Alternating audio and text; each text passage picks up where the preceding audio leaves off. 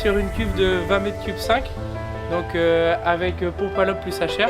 Donc tout le lisier qui est absorbé par le bras compteur passe dans le HR. Tout ce qui est la partie épandage passe directement dans la pompe à lobe. On passe par là sur l'analyse du lisier avec l'Harvest-Lab.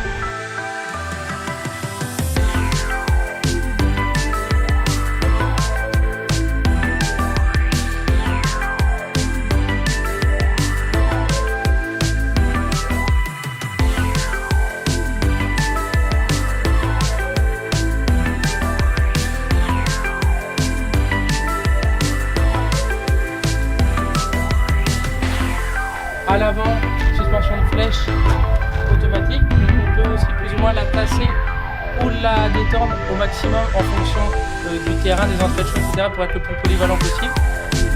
Essieu autodirecteur forcé avec la norme européenne K50. On a juste à boulonner là et après la cote est réglée obligatoirement.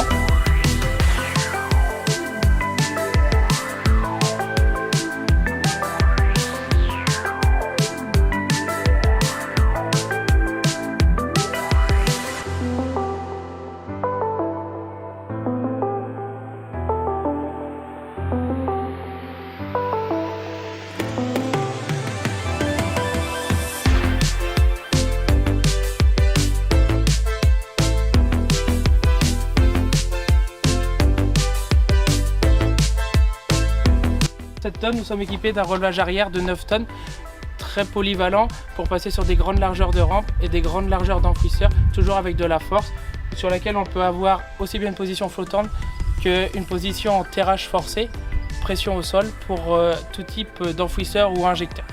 Cette tonne, on est équipé d'une rampe Vogelsang 24 mètres, équipée de slide, donc ça permet de la faire traîner au sol et de mettre le lisier directement au contact avec la terre. Et de 24 mètres, elle passe en 21, en 18 et aussi en 15. Donc là, la configuration actuelle.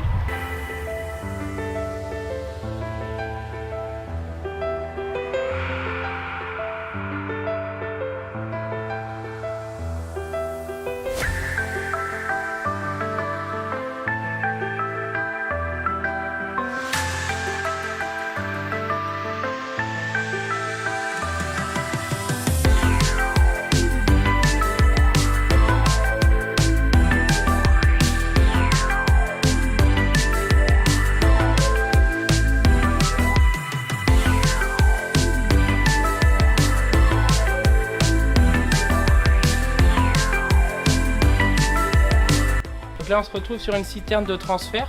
Donc la citerne est équipée d'un bras tourelle qui lui permet aussi bien d'aspirer que de refouler dans des poches, sur des cônes ou en fosse directement. Toute la citerne et dont le bras de pompage est commandable depuis cette télécommande, aussi bien l'aspiration que le refoulement. Et le chauffeur n'est pas obligé de descendre, il peut tout faire depuis sa cabine.